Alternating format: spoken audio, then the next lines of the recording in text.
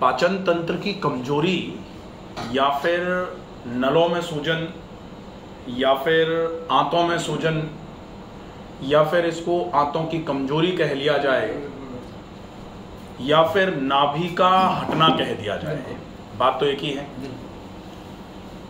अब नाभि हट रही, जैसे आप बता रहे हो कि हम सवेरे उसको खूब सेट करा लें, पेटी जला लिया दीपक रख के और वैसे करके सवेरे ठीक कराई और सवेरे दूसरे दिन वही मिलती है जहां थी। क्यों मिल रही है? और वो भी कहाँ है? नाभि ऊपर नहीं है, साइड में नहीं है, साइड और ऊपर के बीच में है, यहाँ की तरफ तिरछी साइड में। तो तिरछी साइड में है। मैंने नाभि के लिए कई वीडियोस बनाए हैं। जहाँ से अपोजिट फोर्स लगेगा, जैसे यहाँ से फोर्स लगेगा किसी चीज़ में तो आगे की तरफ बढ़ेगी, यहाँ से फोर्स लगेगा तो इधर की तरफ बढ़ेगी। तो पेट के दाईं तरफ नीचे से जब नाभि को ऐसे करके फोर्स लगेगा तो नाभि पेट के बाईं तरफ ऊपर की तरफ तिरछी भागेगी।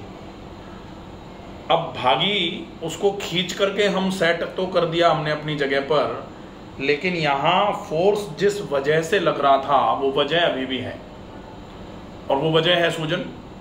इसको बोलते हैं इलियोकोलाइटिस, क्रॉन्स डिसीज।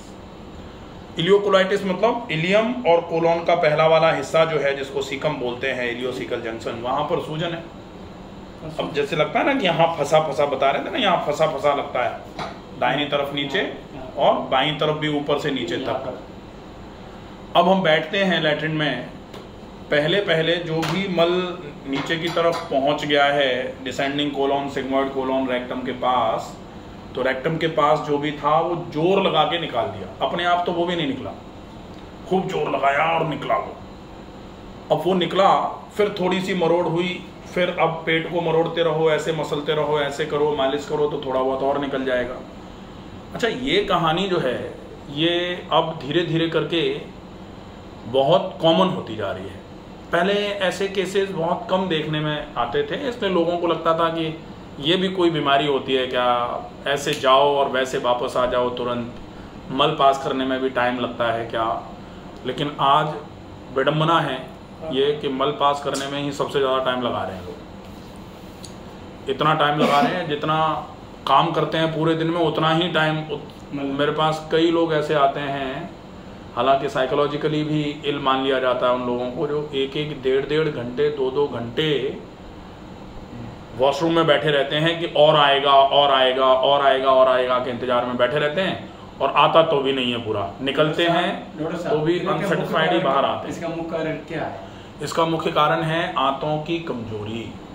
कमजोरी का मुख्य कारण क्या होता है? आंतों की कमजोरी का मुख्य कारण है खराब जीवन शैली, जिसमें खाना भी आ जाएगा, जिसमें व्यायाम की कमी भी आ जाएगा, जिसमें तनाव भी आएगा। हो सकता है सवेरे लेट तक सो रहे हैं, लेट तक रात को जागे हुए रह रहे हैं, वो जो लाइफस्टाइल इरेगुलरिटीज हैं वो भी इसका कारण मानी जाती हैं। मोबाइल का ज़्यादा उपयोग मतलब वही सेडेंटरी लाइफस्टाइल, एक ही जगह बैठे हैं और बैठे बैठे घंटों निकाल दिए स्क्रॉल करते करते। हाँ, तो अब हमको ऐसा लगता है कि ये तो हम करते ही नहीं, लेकिन अगर हम थोड़ा सा गौर करें तो हम पाएंगे कि हम इलाज करने से ज़्यादा इलाज के बारे में सोचते हैं पूरे दिन, कैसे भी करके ठीक हो जाएं, कैसे भी करके ठीक हो जाएं। करना कुछ नहीं, केवल सोचने से आराम नहीं मिलेगा, फॉलो करना पड़ेगा। और ये विशेष ध्यान रखो कि अगर अभी भी ये ऐसी बीमारी है जो लाइफस्टाइल की खराबी की वजह से आई है, और आज भी अगर आपको ये लगता रहे कि हमको कोई ऐसी जादू की छड़ी दे दे कि ऐसे करके हम घुमाएं और हमारा दिमाग ठीक हो जाए, और ऐसे करके हम घुमाएं तो हमारा पेट ठीक हो जाए, तो नहीं मिलेगी, और है ही नहीं ऐसी छड़ी। अगर ये सोचते रहते हैं, इसका प्रभाव पेट में भी पड़ता हो। गट ब्रेन एक्सिस है। गट ब्रेन एक्सिस का मतलब होता है कि मस्तिष्क और आंतों का कोऑर्डिनेशन है, कनेक्शन है। अगर पेट खराब होगा, कहा जाता है कि आंत भारी तो माथ भारी, आंतें खराब रहेंगी तो माथा खराब रहेगा। माथा खराब हो तो फिर पेट और माथा खराब ज़्यादा लंबे समय तक रखोगे तो पेट खराब हो जाएगा। तो बहुत आवश्यक है कैसे भी करके कि ना तो बहुत ज़्यादा सेडेंटरी लाइफस्टाइल की वजह से पेट को ख़राब करो और रेगुलर एक्सरसाइजेस का फॉलोअप करते रहो ताकि पेट और माथा, ब्रेन, मस्तिष्क जिसको बोला जाता है, दोनों ही ठीक कंडीशन में काम करते रहें। इसके लिए प्रयास आवश्यक है और वो भी लगातार। 2 दिन में, 1 दिन में ठीक हो जाएं, चुटकी में ठीक हो जाएंगे, 1 चम्मच खा लेना, आधा चम्मच पी लेना, केवल 1 नुस्खा ठीक कर देगा। तो ये जो बातें हैं सुनने में अच्छी लगती हैं, इससे आपको लाभ नहीं मिलेगा। ठीक है, पूरा ही फॉलो करना पड़ेगा, पूरा डाइट पे फोकस करना पड़ेगा। मैं तो पूरा फोकस कर दूं। मेरे क्या समस्या है कि एक समस्या, मेरे कोई मरोड़ भी नहीं चलता है इसमें, कोई मरोड़, बस लेटरिन में जाके बैठा और जितनी आनी थी उतनी आ गई। उसके बाद में भले 3 घंटे बैठो, 5 घंटे, कोई मतलब नहीं, मैं तो बैठा ही नहीं, फिर नहीं आ रहा। हाँ, ठीक 5 मिनट 7 मिनट बस, फिर थोड़ा इंतजार कर लेते हैं बस। ठीक है, जोर लगाने का काम नहीं है।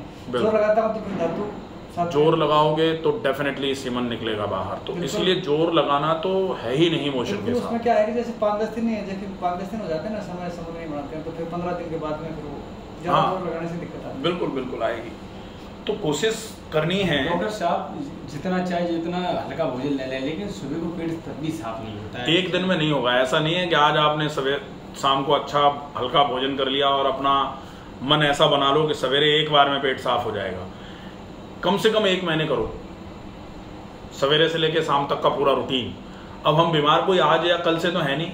कितनी सालें हो गई बीमार हुए? कम से कम 7-8 साल हो गई। अब यही दिक्कत है बस। 7-8 सालें हो गई, तो कम से कम 7-8 महीने तो फोकस करो अच्छे तरीके से। और 7-8 महीने में भी 1 महीने स्ट्रिक्टली कर लो, आराम मिले तो आगे करना, नहीं तो छोड़ देना भाई। तो अपने मन की बात है। वैसे डॉक्टर साहब 1 महीने करने के बाद में इसमें फायदा मिलेगा?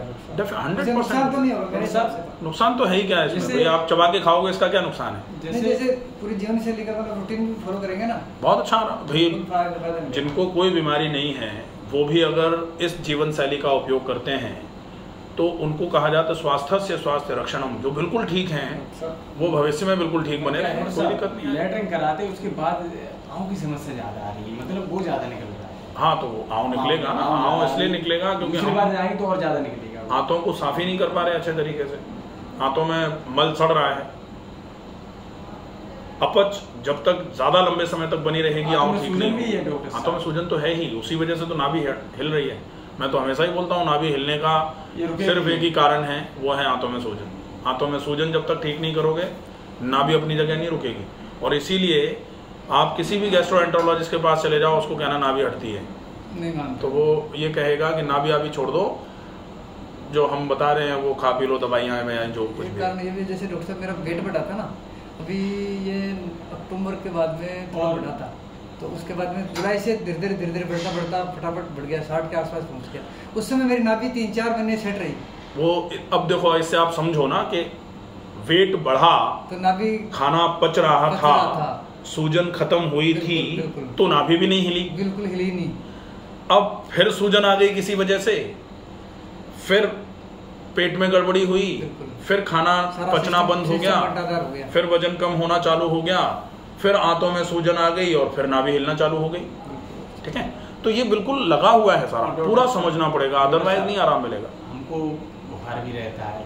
बुखार तो रहेगा भाई, इन्फ्लेमेशन है ना, इन्फ्लेमेशन है तो जिसको आंतरिक ज्वर बोला जाता है कि ऐसा नहीं है कि आप टेम्परेचर चेक करो तो आपको 102 आएगा, नहीं आएगा। बुखार रहता है, जरा सा बुखार रहेगा, अंदर से टूटन बनी रहेगी शरीर में। ऊपर भी रहता है, सब आ जाता है। हाँ, आ जाता है, वो कभी कभार आ जाता है। और जब लेटरिन करके बाद जब चलते हैं ना तो शरीर में इतनी कमजोरी आ जाती है, चक्कर से आ जाते हैं, बहुत ज्यादा, मतलब बहुत। उसके लिए बहुत ज़रूरी है कि आंतों की अच्छे तरीके से धुलाई सफाई करो, फिर लंबे समय तक अच्छे खाने का उपयोग करो, साथ में रेगुलर एक्सरसाइजेस करो, पूरे रूटीन को ठीक रखो और उसके साथ में कुछ प्राकृतिक उपचार भी फॉलो कर लो। तो ये सारी चीज़ें अच्छे से समझनी पड़ेंगी, तब जाके आराम मिलेगा। ठीक है, इतना तो बिल्कुल क्लियर हो गया ना? बिल्कुल क्लियर है, बिल्कुल क्लियर है, फॉलो करेंगे, बिल्कुल मैं परिचित तो